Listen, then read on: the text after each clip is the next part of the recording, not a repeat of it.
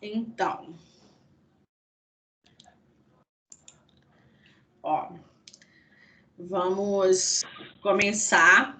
Nós vamos falar hoje, começar falando. Tá dando para poder vocês verem os slides direitinho? Sim. Então tá, ok? Sim. Vamos começar então. Nós vamos falar hoje sobre a monitorização hemodinâmica. Eu passei para vocês tanto dos slides quanto uma partezinha do tipo de um texto também, entendeu? Que ali também vocês lendo tem uma noção muito boa. A monitorização hemodinâmica hoje, a cada dia que passa, né, ela é mais utilizada, ela é mais indicada nos pacientes em UTI, principalmente quando a gente fala na monitorização hemodinâmica invasiva, que é o nosso foco, é o que a gente vai falar mais aqui hoje. Mas nós já temos, né, vindo falando que quando a gente fala em monitorizar a parte hemodinâmica, eu estou fazendo a avaliação da monitorização. Meu Deus, fiz. Da monitorização. Juliana. Oi. Ítalo está pedindo para você aceitar ele.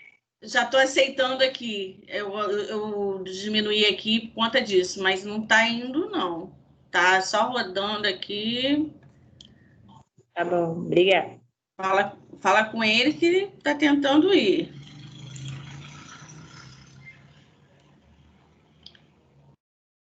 Foi. Então, quando a gente fala na monitorização hemodinâmica, eu estou falando da parte sanguínea do paciente, né, da parte de oxigenação, de como que está a parte circulatória desse paciente, né? Então, eu vou falar muitas vezes quando realizar uma evolução de enfermagem, ou vocês vão ver na evolução médica, ou vocês estarão vendo alguém, né, dando uma notícia a um familiar, falando hemodinamicamente ele está estável ou ele pode estar instável. Sempre, eu já falei isso para vocês já de outras vezes, sempre prestem atenção nisso. Hemodinamicamente instável ou hemodinamicamente estável. Como que eu sei? O que eu vou ver? O paciente na UTI, ele vai estar monitorizado com um monitor o quê? Cardíaco, certo? E nós já falamos também lá nas nossas primeiras aulas, esse monitor aqui, né, tem vários tipos de monitores, mas o que eu mostrando aqui para vocês, nós falamos que ele é o quê? Multiparâmetros. Por que isso? Eu tenho como ver tanto a monitorização hemodinâmica não invasiva quanto a invasiva. Tudo vai estar sendo mostrado aonde? No monitor, aqui na tela desse monitor. Então, quando eu falo a monitorização não invasiva, que eu chamo de PN, né, pressão não invasiva, né? PNI, né? PNI, pressão não invasiva. Mas nesse caso é o quê? Quando o paciente tem aquela abraçadeira, um aparelhinho de pressão, só que ele vai estar com a abraçadeira ligado diretamente no monitor cardíaco. Então, quando eu falo monitorização não invasiva e invasiva, a não invasiva, eu não tenho contato com o sangue do paciente, né? O invasivo, eu já tenho um catéter fazendo a leitura da monitorização. Aí eu vou falar, né, quais seriam esses tipos de monitorização. Então, vamos lá. Quando eu mostro aqui, ó, aqui, tá vendo o 100? Esse 100 aqui. 100 batimentos por minuto. É o traçado do eletrocardiograma que está sendo mostrado aqui na tela do monitor. Quando eu tenho aqui 98%, é a saturação do oxímetro de pulso colocado lá no dedinho do paciente, né? Eu tenho aqui, ó, CO2, né? Que é o capnógrafo, ó, 36. Quando eu tenho aqui, ó, 120/80 de pressão arterial, né? Então, eu vou estar mostrando o quê? Tanto de forma invasiva quanto de forma não invasiva, né? A parte da monitorização desse paciente. O que nós vamos focar aqui hoje é a invasiva, que é a pressão arterial invasiva, que a gente fala PAM ou, né, PAI. Nós vamos falar da PVC, da pressão venosa central, e vamos falar da pressão da artéria pulmonar, PAP, que é a utilização do catéter de Swan-Ganz. Então, quando a gente fala, né, de todas as monitorizações não invasivas, eu estou falando da pressão arterial, temperatura, termômetrozinho colocado na axila do paciente, a frequência respiratória, a frequência cardíaca, que pode ser vista pelo pulso ou através do eletrocardiograma, ou através... Não pediram para solicitar, não. Ou através, né, do eletrocardiograma, da frequência que está sendo também mostrada lá no monitorzinho cardíaco, né? E o capnógrafo, oxímetro de pulso, tudo isso é não invasivo. Por quê? Eu estou monitorizando, mas eu não estou entrando em contato com o sangue deste paciente. Então, agora começando a falar mais especificamente da monitorização hemodinâmica invasiva, o primeiro item que nós vamos estar falando é da pressão arterial invasiva, PAI, pressão arterial e invasiva, né? Que é a pressão arterial sistêmica. Para que eu vou fazer esse tipo de monitorização? Qual é a indicação específica para esse paciente, né, precisar colocar essa monitorização? Nós temos na UTI pacientes extremamente graves. Esses pacientes graves, eles precisam estar uma monitorização bem fidedigna. Como assim, Juliana? Real, uma monitorização real. Eu não posso ter dúvida do valor da pressão que está sendo mostrado no monitor, do aparelho que está no paciente e que eu estou vendo. Tanto é que muitas vezes a gente fala assim, eu auscultei 90/50. E não, eu vi 12. Eu vi tanto. E isso gera o quê? Acaba me gerando dúvidas. Quando eu tenho dúvidas, eu não posso trabalhar principalmente com a questão de que quando o paciente está com drogas ou vasoativas, né, vasos constrictoras, ou drogas vasodilatadoras. Eu tenho que ter muito cuidado, né? Quando eu estou passando lá na minha bomba de infusão, está sendo administrado alguns medicamentos e que precisa estar continuamente.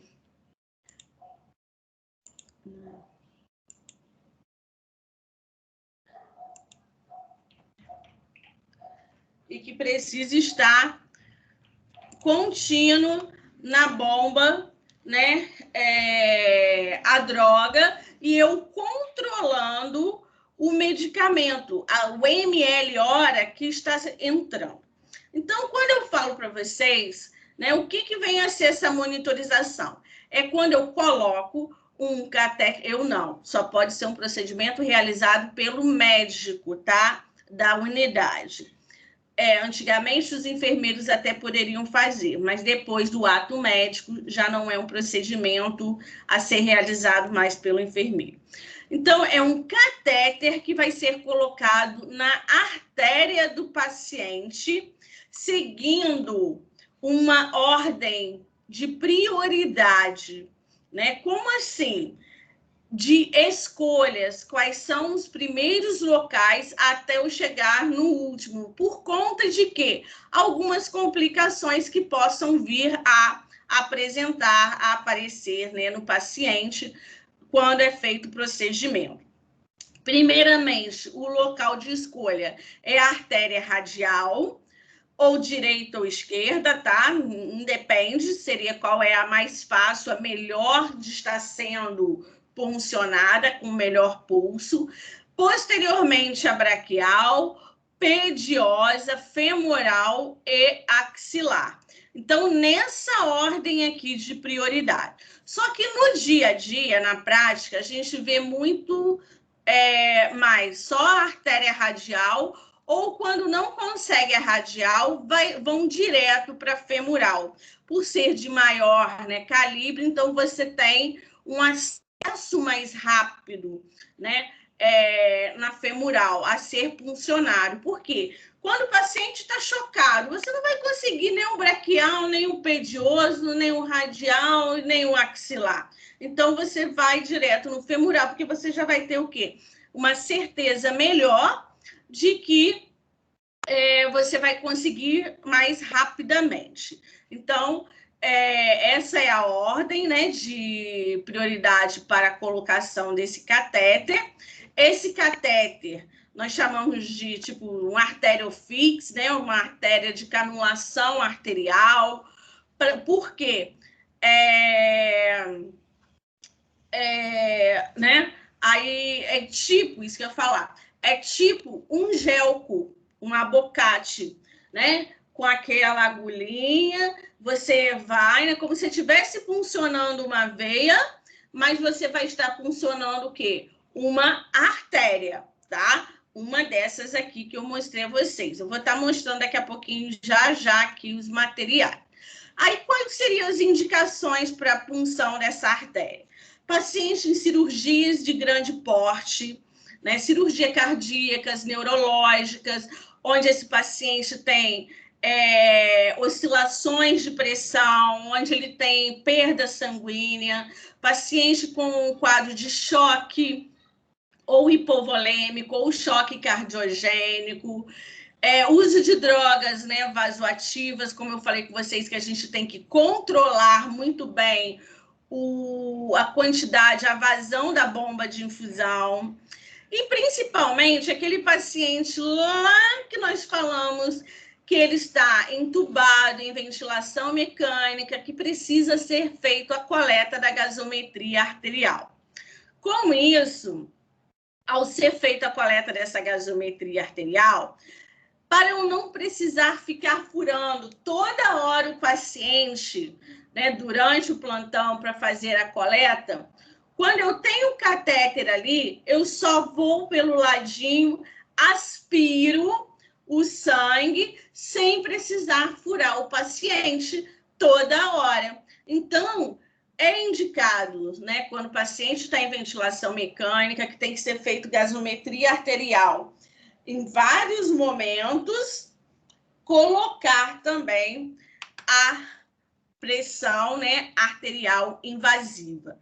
Nós chamamos também a pressão arterial invasiva de PAM, mas não é PAM, né? Porque a PAM é pressão arterial média, né? A PAM é a média da sistólica com a diastólica. O procedimento é PAI, mas me dar o valor da PAM, né? Tanto da sistólica, quanto da diastólica, quanto da pressão média, certo?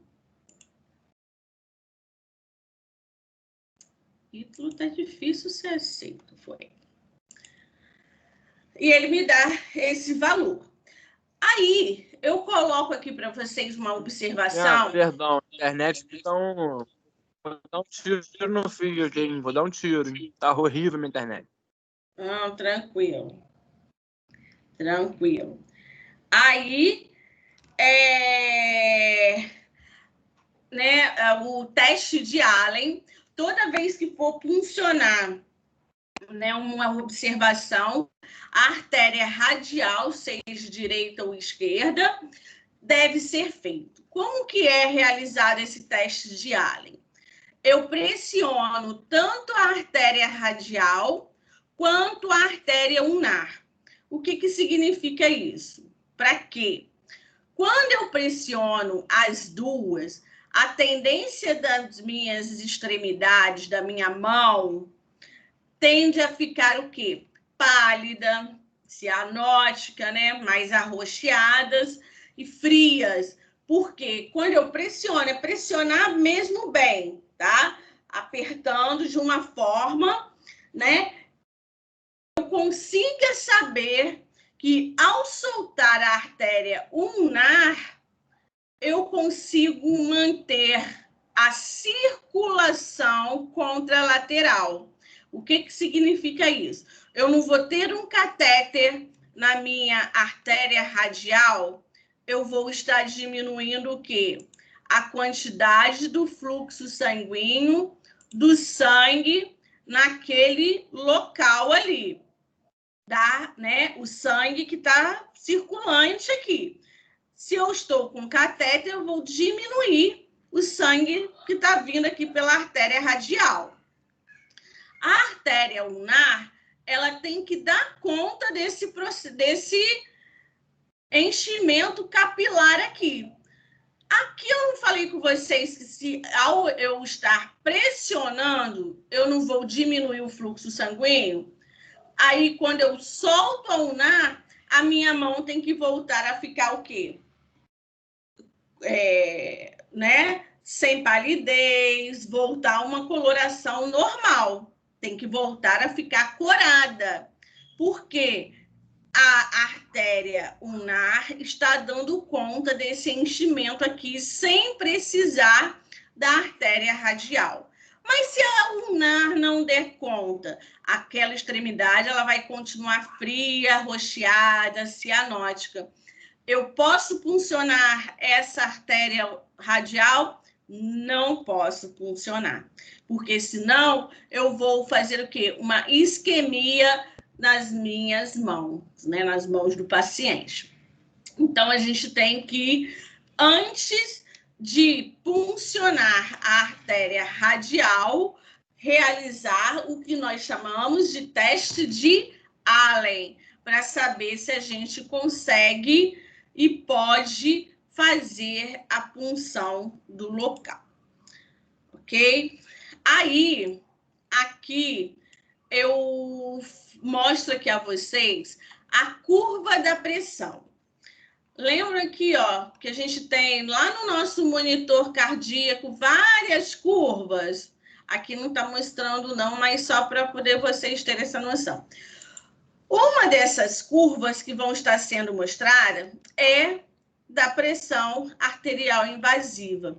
Para eu saber se o paciente está monitorizado adequadamente. Como assim, Juliana? A curva vai mostrar se o valor que está sendo mostrado ao lado é real ou não. Como assim? Se eu tiver esse tipo de curva aqui onde está o cursor, eu chamo de uma curva amortizada. O que é essa curva amortizada? É uma curva que alguma coisa está acontecendo que não está fazendo com que tenha a leitura correta da pressão. O paciente, o catéter está instruído, né, para fora, o paciente está dobrando, está se movimentando. Vários são os fatores que podem o quê? Contribuir para que a curva não esteja legal, ok? Aqui é um momento, né, que a curva está verdadeiro. É como se fosse um dedo, né, para cima aqui, né? Então faz o bem especulada. É onde eu tenho aqui, ó, eu tenho a diástole, que é o relaxamento, né? E quando ele está subindo, eu tenho a sístole, que é a minha pressão que máxima. Quando ele desce, eu tenho a diástole, que é o relaxamento. Então, a gente sempre tem que estar o quê? Observando se a curva de pressão está verdadeira, se o valor que está sendo mostrado é real no monitor, né? Multiparâmetros. Vários são os fatores que podem contribuir para complicações da monitorização da pressão arterial.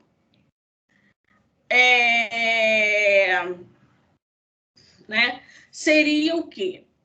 Trombose, seria hematoma, desconexão e exsanguinação. Vou falar aqui para vocês, né, o que é, como que acontece já já. Injeções acidentais de drogas, né, de medicamentos, porque eu tenho uma artéria puncionada, eu não tenho uma veia. Veia, eu faço medicamentos. Em artéria, eu não posso fazer medicação. Então, se eu tenho uma equipe que não esteja treinada, né? Se essa equipe não está treinada, eu tenho que colocar sempre uma observação no curativo da punção ali, né? Da artéria, para identificar, né? Eu faço uma observação, não realizar medicações, PAM, para quem, né, quiser se orientar, né, quiser tá dando essa orientação, esqueci que é agora a palavra, e não ter erros, né, para poder fazer medicações, é importante o enfermeiro realizar dessa forma. E o treinamento da equipe, sempre também orientando o que o paciente se encontra de monitorização, de drenos, para que não tenha o quê? Problemas nenhum. Como tenho um procedimento invasivo, onde tem que ser utilizado toda a técnica asséptica, tanto para a realização da punção do procedimento, quanto para quê?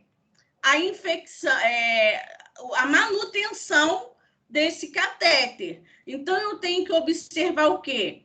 Continuamente a infecção desse local, se está com presença ou não de sinais flogísticos, né? Então, isso é importante. Lesão nervosa, né? Porque pode, ao funcionar, pegar algum nervo. Formações de aneurismas, de fístula, necrose e gangrena dos dígitos. Olha, aqui é super importante também na manutenção do catéter, porque nós, enquanto enfermeiros, temos que estar olhando as extremidades do paciente para saber se está tendo um retorno dessa circulação. Alguns pacientes ficam, né, com um membro tão cianóticos que rapidamente necrosa e tem gangrena e precisa realizar amputação. Por isso que a gente tem que ter o quê? A seguir aqueles locais lá atrás de escolha, né, da punção. Nós temos que seguir aquela ordem, que é melhor eu amputar, né, num caso de complicações, a mão do que o antebraço, do que o braço, do que uma perna inteira quando é o fêmur, né? Então, são situações que a gente precisa o quê? Estar atentos nisso daqui, né? Tudo que eu já estou falando aqui com vocês, né, em riscos, complicações, eu já estou falando em relação também aos cuidados que o enfermeiro deverá ter. Curativo, né? Não realizar medicações nenhuma no local, né? Porque é artéria, não é veia. Observar sinais de que de necrose, gangrena, né? Então, eu tenho que avaliar a parte capilar, do enchimento capilar desse paciente. Isso é importante. Alguns outros fatores, né, que a gente pode estar também fazendo essa avaliação, riscos de hemorragia. Ao redor do catéter, pode sangrar. Se estiver sangrando muito curativo, a primeira coisa que a gente tem que fazer é retirar imediatamente esse catéter. Porque às vezes pode sangrar normal um pouquinho, mas em algumas situações sangra bem. Então eu preciso retirar o quê? Esse catéter. E quando eu falo na desconexão do sistema, essa hemorragia aí, onde eu falei que desconexão e exsanguinação, o que seria isso? Aqui eu já vou explicar como que funciona esse sistema. Mas, eu falei com vocês que é igual um gelco. O gelco, né, como se fosse um gelco, o catéter, ele está conectado ao que nós chamamos de transdutor de pressão invasiva, que é um equipo. Esse equipo, ele está conectado aqui no catéter, que pode o quê? Se desconectar. Principalmente, né, nós vamos sempre fazer o quê? Colocar, né, nós temos essa mania temos mania porque é o certo também, de cobrir o paciente com lençol, deixar esse paciente arrumadinho. Juliana. Oi. Fica acoplado ao que você falou? O nome? Transdutor de pressão invasiva.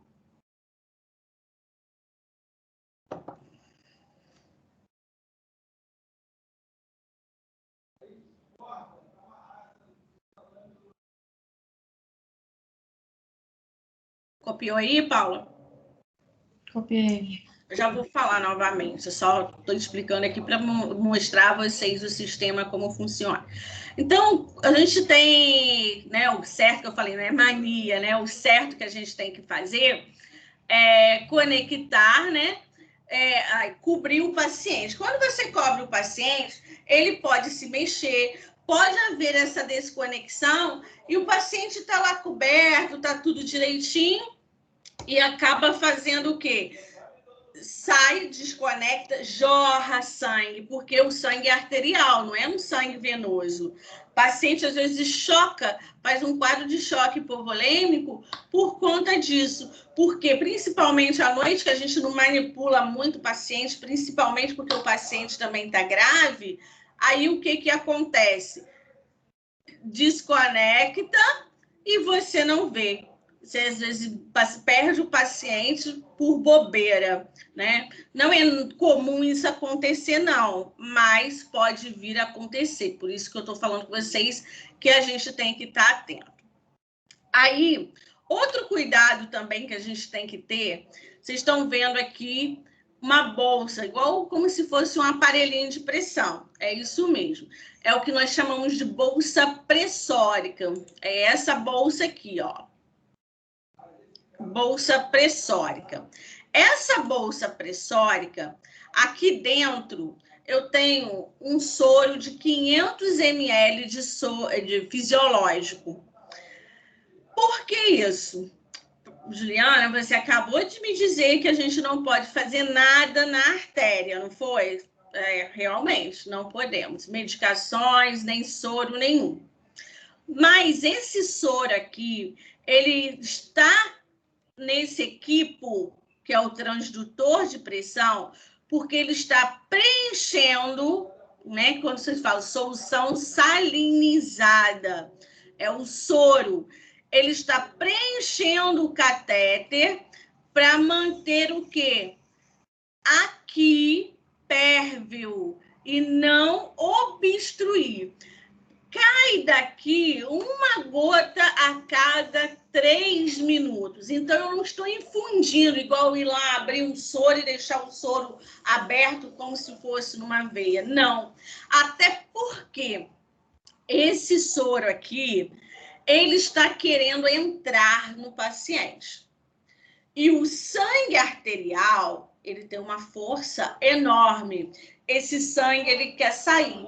Então, é a guerra que fica do sangue querendo sair e do soro querendo entrar.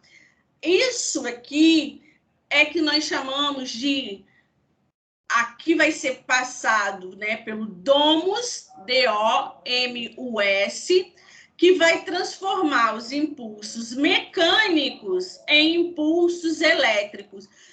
O choquinho do sangue arterial querendo sair e o soro querendo entrar, vai ser transformado os impulsos mecânicos em impulsos elétricos que vão estar sendo mostrados no monitor, o valor da pressão arterial invasiva, que muitas vezes a gente fala online. Online porque eu olho para o monitor e vejo o valor da pressão arterial a todo momento. Ok? Então, vamos lá. O que eu vou precisar... Não, deixa... Não, já posso falar. O que eu vou precisar para fazer a montagem do sistema?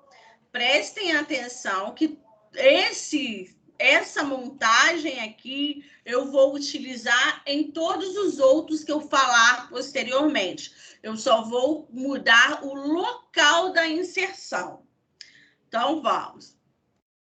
Aqui eu tenho, primeiramente, um suporte de soro. Esse suporte de soro, aonde eu vou colocar o soro e essa bandejinha aqui. Essa bandejinha, ela vai ser... Aqui eu tenho, ó, numa bandejinha, 3 transdutores de pressão. Isso aqui é um transdutor de pressão. Ó, é igual um equipo mesmo. Um equipo, ó, que vai aqui na ponta, vai estar conectado ao soro. E a pontinha daqui, ó, vai estar conectado lá no catéter arterial, né? Aqui, ó. Um aqui e o outro aqui no catéter arterial. E essa plaquinha aqui é essa daqui, ó, que eu mostrei. Essa partezinha é o que nós chamamos de domus. Aqui é que vai ser transformado os impulsos, os estímulos, né, os impulsos mecânicos em impulsos elétricos. E aqui eu tenho como se fosse uma torneirinha que eu faço flush de soro para lavar o sistema. Quando eu faço coleta de sangue arterial, o sangue ele reflui um pouquinho, aí eu tenho que lavar para poder manter aquela linha, o quê? Pérvia. Aqui eu tenho um módulo de pressão invasiva. Geralmente eu coloquei esse monitor aqui, porque é o que a gente utiliza no dia a dia, praticamente na maioria das unidades. Eles são encaixados aqui atrás desse monitor. Conectado o cabo, um cabo, ó, essa pontinha vermelha eu conecto aqui, e essa outra parte eu conecto aqui, que vai estar mandando as informações. E essa bolsa, o que nós chamamos de bolsa pressórica. O que significa isso aqui especificamente? Eu tenho que manter essa pressão dessa bolsa no mínimo 300 milímetros de mercúrio. Por que isso, Juliana? Eu não falei para vocês que o sangue arterial tem uma força grande? Então, é a briga deles, o soro querendo entrar e o sangue querendo sair. Eu tenho que manter essa bolsa nessa pressão, né, que é de 300 milímetros de mercúrio, que é o valor acima da pressão desse sangue arterial, porque senão ele vai o quê? Refluir. Não sei se alguém já viu quando funciona, ao invés de uma veia, funcionou acidentalmente uma artéria, o sangue sobe e vai todo para o soro, porque a pressão do sangue arterial é grande. Por isso que eu tenho que manter essa bolsa pressórica, essa bolsa pressurizada, ó, com valor, né, com uma pressão suficiente para não ter esse refluxo do sangue no equipo, no transdutor de pressão. Aqui seriam alguns pontos, né, que a gente deve pontuar. Só vou falar com vocês, né?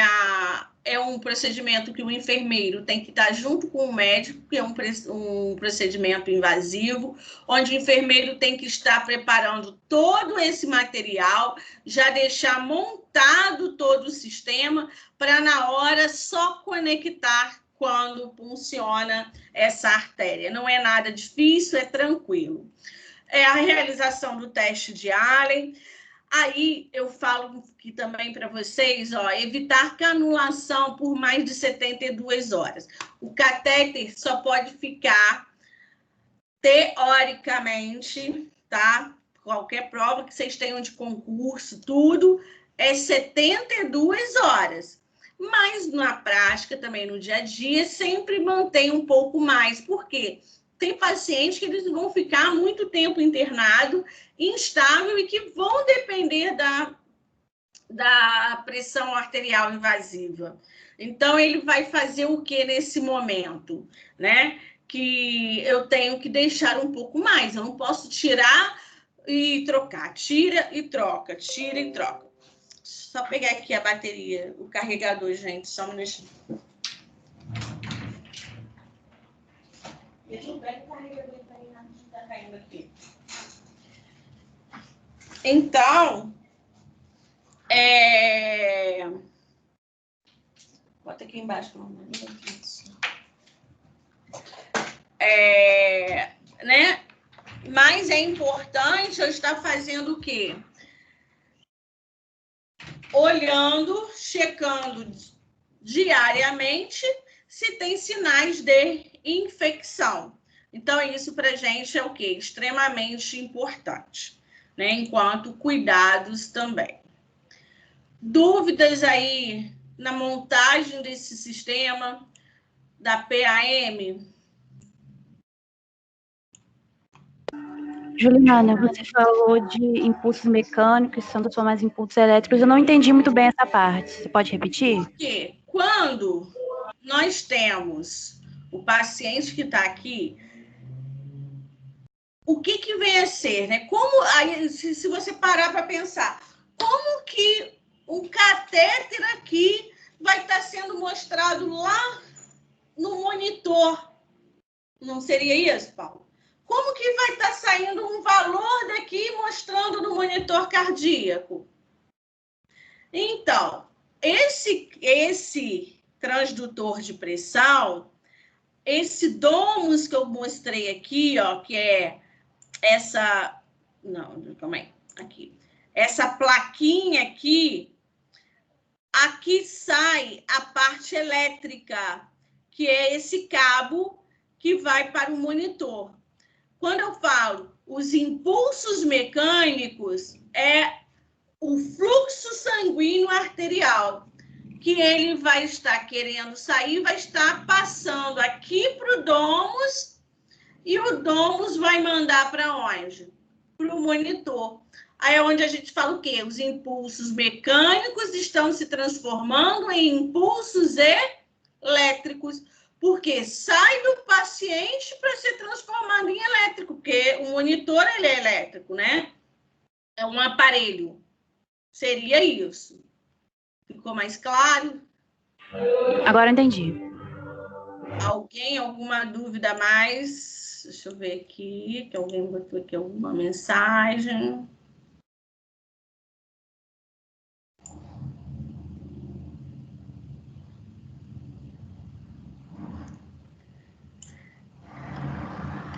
Hein? Alguém, alguma dúvida a mais? Estão quietinho, então manda bronca, hein?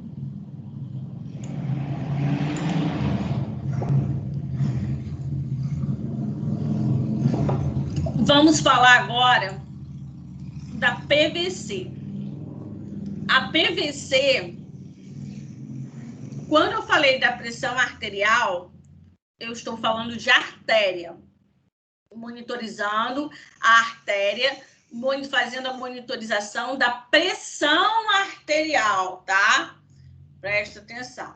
Aqui eu estou falando da pressão venosa central, PVC. O que vem a ser a PVC? Né? Nós falamos que se refere o quê? A pré-carga do ventrículo direito. Juliana, você não me explicou nada. A PVC é esse valorzinho aqui. Nós não temos. O sangue não chega ao nosso coração pela cava superior, átrio direito, ventrículo direito, vai a artéria pulmonar para os pulmões, volta, né, pelas veias pulmonares, átrio esquerdo, ventrículo esquerdo e o nosso corpo. Anatomia, tá? Então, quando eu falo para vocês, a PVC é a pré-carga do ventrículo direito. A pré-carga do ventrículo direito é o quê? O que chega no átrio direito. O que está vindo do corpo pela veia cava superior, chegando ao átrio direito. Então, isso que é a PVC, né? A capacidade de enchimento do ventrículo no final da diástole. Então, quando eu falo PVC, pressão venosa central, é a quantidade de sangue, de líquido, de volume que está chegando aonde? Ao coração. Por isso que eu falo, pergunto a vocês, como que eu sei que o paciente tem hipovolemia ou ele tem hipervolemia? Que ele está hipovolêmico ou hipervolêmico? Devido que à monitorização da pressão venosa central, que vai me guiar o quê? Né? Também como guia de fluidoterapia, a quantidade de soro que vai ter que ser infundido no paciente. Lá na UTI, o meu balanço hídrico tem que ser positivo ou tem que ser negativo? Eu tenho que fazer mais líquido ou eu tenho que tirar líquido do paciente? Tudo isso porque mexe na minha parte hemodinâmica.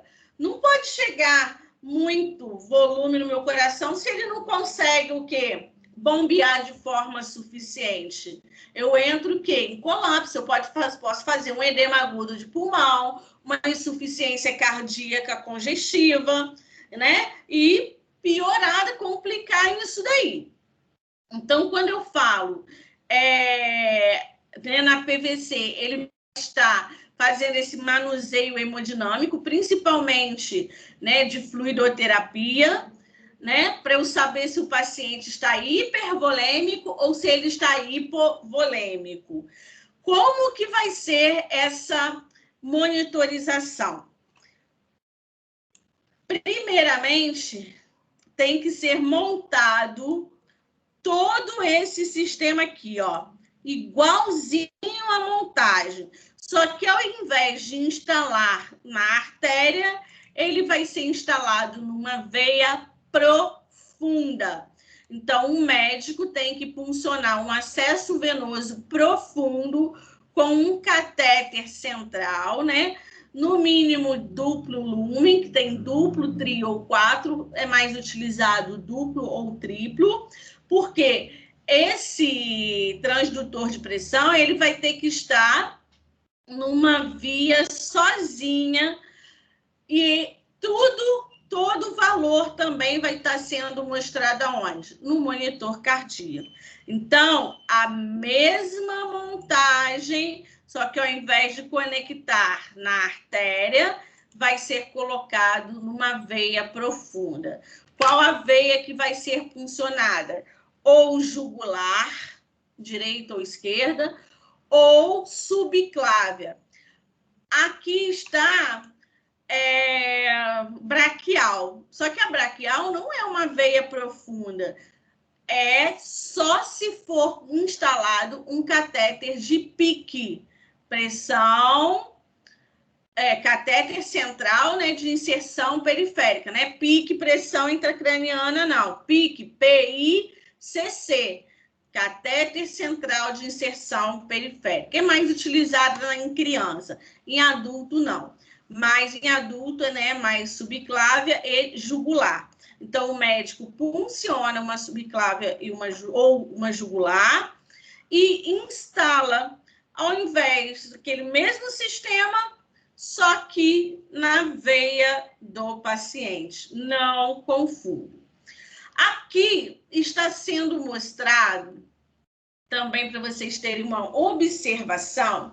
Quando eu falo em monitorização hemodinâmica, eu tenho que pensar no meu coração. Então, essa bandejinha aqui, ela vai ser colocada, que é o suporte, ela vai ser colocada no suporte de soro. Ele tem que estar na altura da linha axilar média, onde eu vou chamar de ponto zero. Esse ponto zero é a linha axilar média, onde eu vou medir com a minha régua de PVC, que é um nível, e vou botar a bandejinha. Se eu elevo essa cabeceira, se eu abaixo a cabeceira, eu tiro esse paciente do nível que ele estava onde eu medi. Aí eu tenho que fazer o quê? Medir novamente, porque às vezes é necessário ou subir ou descer com o suporte, né, da monitorização. Por que isso? Se esse suporte não tiver no valor exato, que é aqui da linha, né, o ponto zero, que é a linha axilar média, eu vou ter valores o quê? Errados também, tanto da minha PAM, tanto da minha PVC, quanto da pressão da artéria pulmonar. Então, a gente sempre tem que estar o quê? Medindo, fazendo essa avaliação aqui da, né, da PVC, né, que é o ponto zero, ou da PAM, ok? Valor, se for medido em coluna d'água, que é esse tipo aqui de catéter, praticamente não se usa mais, de 3 a 11 centímetros de água. E se for de mercúrio, 2 a 8 milímetros de mercúrio. Mas valor normal, médio, mais ou menos, que a gente coloca tanto na prática, né? Tanto para milímetro de mercúrio ou coluna d'água, é de 2 a 10, tá? Na prática, né? No dia a dia. Aí aqui foi o que eu falei para vocês, ó. Sempre avaliar a linha axilar média para achar o ponto zero, independente da onde esteja a cabeceira, o nível da cabeceira do paciente.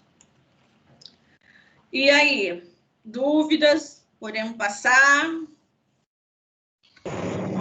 Muito bem. Juliana, Hum. hoje a gente viu né, um aparelhinho muito legal sobre isso. Eu acho que é para ser usado aí. Uma régua com uma ampola.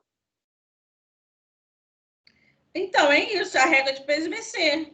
Isso, mas o de lá era o que o pessoal fez, que a Ludmilla até falou que ia tirar até uma foto, porque era uma coisa, uma gambiarra, não sei o quê, que era muito legal. Eles pegaram, uma gambiarra, que pegaram uma régua e botaram uma ampolinha no meio. Isso.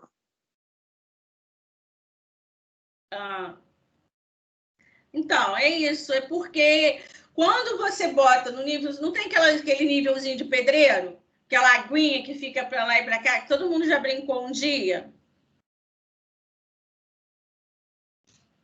Sabe qual é, Lia? Lia? Oi? Oi? Sei. Ah, é porque eu não vejo o chat, só fica aparecendo para mim aqui a... Oi, fala comigo! Amor, o PowerPoint. Aí, o que acontece?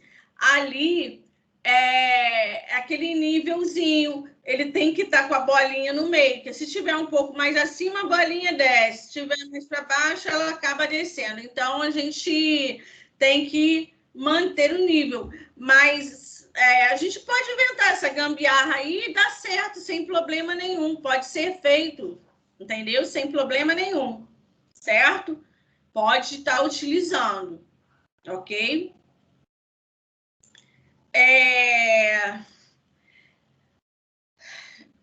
Eu acho que foi Paula ou Karina que estava com alguma dúvida, ia perguntar alguma coisa. Acho que foi Paula. Karina? Não... O áudio cortou nessa explicação, eu não entendi direito o que tem que fazer. Em quê? Qual parte? Da medição da égua. Então, a medição, a gente tem que pegar a linha axilar média aqui, entre o terceiro, quarto espaço intercostal. Aí você coloca essa reguinha e com suporte de soro ao lado, aonde você tem que manter esse nívelzinho aqui no meio, né? Essa aguinha aqui do nível. E aonde tiver aqui é que nós temos que colocar o suporte. Tá aqui. O suporte, que é o meu ponto zero, que é o ponto de referência para estar fazendo o quê? A avaliação, a medida, né? Que é o eixo do coração. Porque não é no coração onde ocorre onde chega, onde ocorre, né, pulmão, onde volta para o coração, que vai para o corpo. Então, esse ponto, que é o ponto zero, para eu estar fazendo a avaliação, colocando essa bandejinha para fazer uma avaliação correta, né, dos valores do monitor cardíaco. Entendeu melhor agora? Entendi. No dia da prática, a gente vai fazer, porque eu tenho tudo isso daqui para estar mostrando também a vocês, entendeu? Podemos continuar, então? Então, nós vamos agora para a última parte da monitorização hemodinâmica aqui invasiva, que nós chamamos de pressão da artéria pulmonar. A pressão da artéria pulmonar, PAP, PAP, pressão da artéria pulmonar. Para que serve isso? Vai ser a colocação de um catéter também numa veia profunda, que nós chamamos de catéter de Swan-Ganz.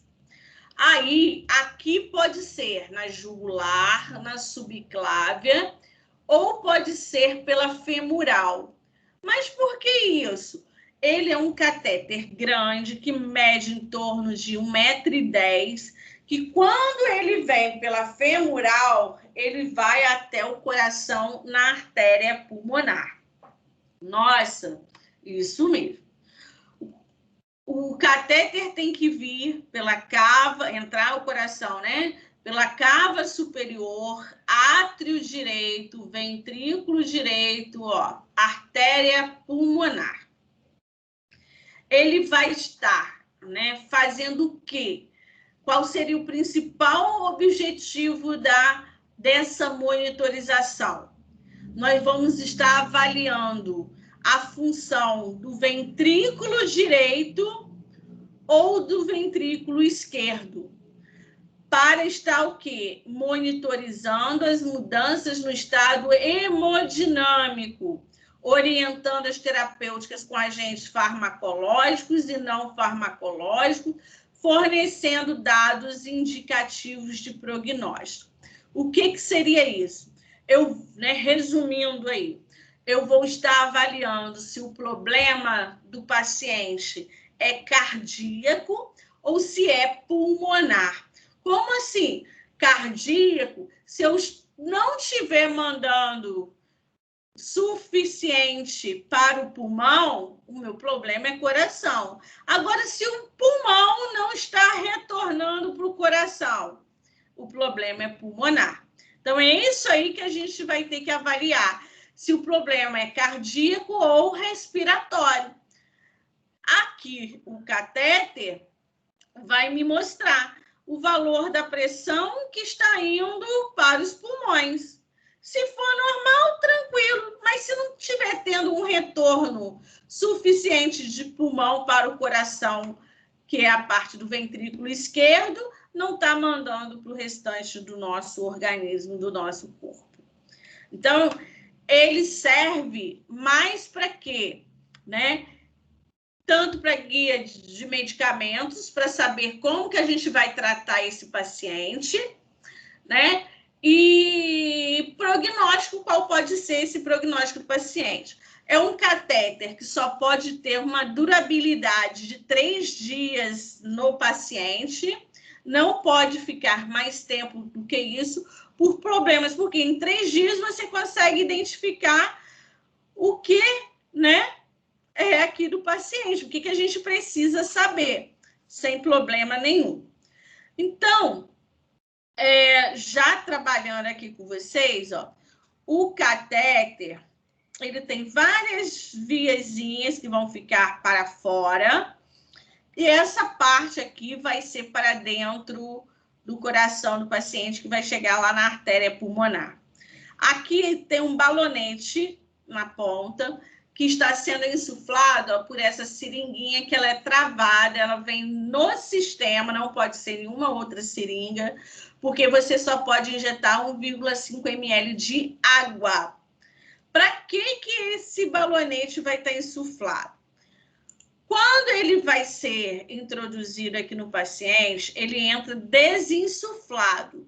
Quando chega no átrio direito, é insuflado esse balonete para descer até chegar insuflado aqui na artéria pulmonar, onde nós vamos ter o valor da PAPO, pressão da artéria pulmonar, de ocluída, tá? Como que eu sei se está dentro do coração, se chegou no átrio, no ventrículo e na artéria? Olha os valores das curvas de pressão. Isso eu não vou mandar ninguém decorar agora, saber agora. Isso é com dia a dia de trabalho, com pós-graduação que vocês vão fazer posteriormente, Enfim, o que vocês precisam saber, o que tem, o que precisa, para que precisa. E cuidados, de enfermagem especificamente, mas curva, valores, é lógico que eu não vou estar pedindo aqui a vocês agora. Então, por que ele deve ser insuflado quando chega aqui no átrio direito?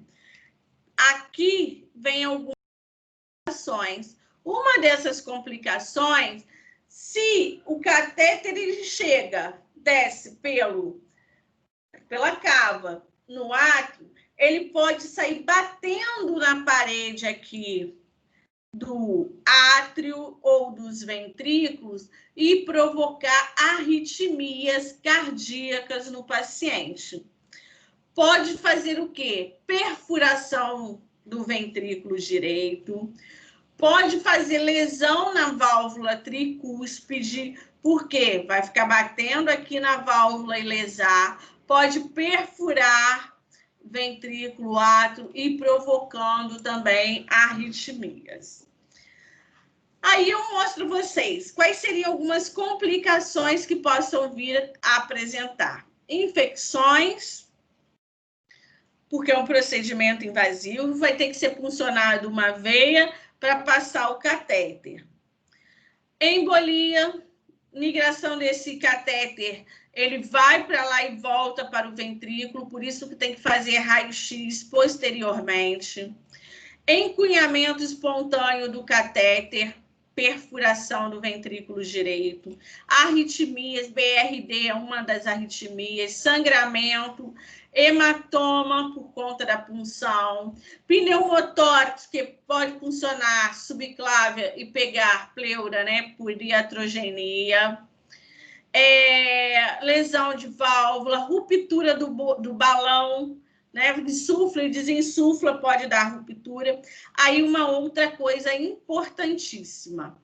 Quando você chega aqui com esse balão insuflado, você identificou, né, o valor da pressão da artéria pulmonar ocluída, imediatamente você tem que desinsuflar. Por que isso? Se você manter insuflado, você vai impedir que o sangue vá para o pulmão, ocorrer a hematose. Aí você provoca um infarto pulmonar, ó. Não está indo sangue para os pulmões, você faz um infarto pulmonar. Chegou, então, aqui, desinsufla imediatamente esse balão e deixa o catéter aqui, porque vai estar me mostrando o valor, né, da pressão arterial pulmonar, ok?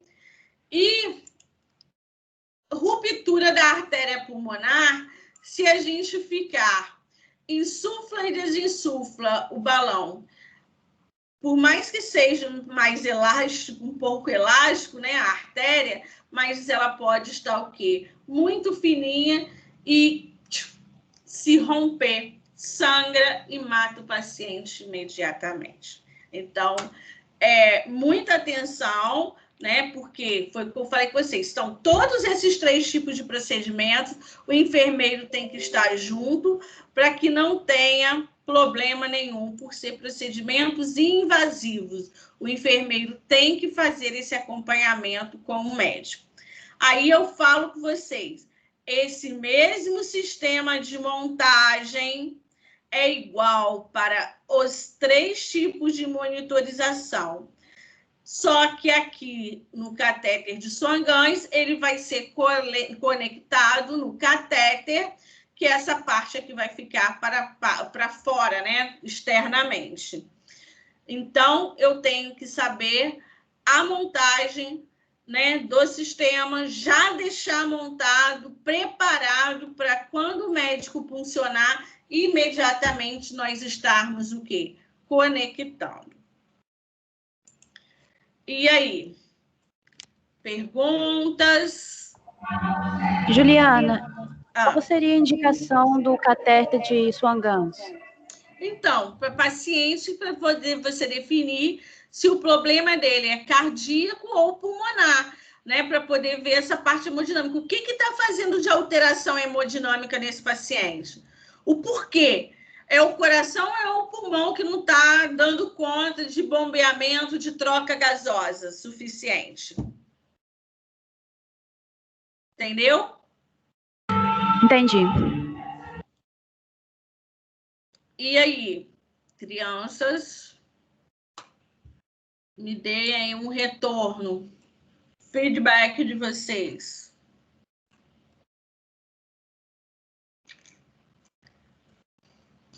Tá tranquilo, Juliana.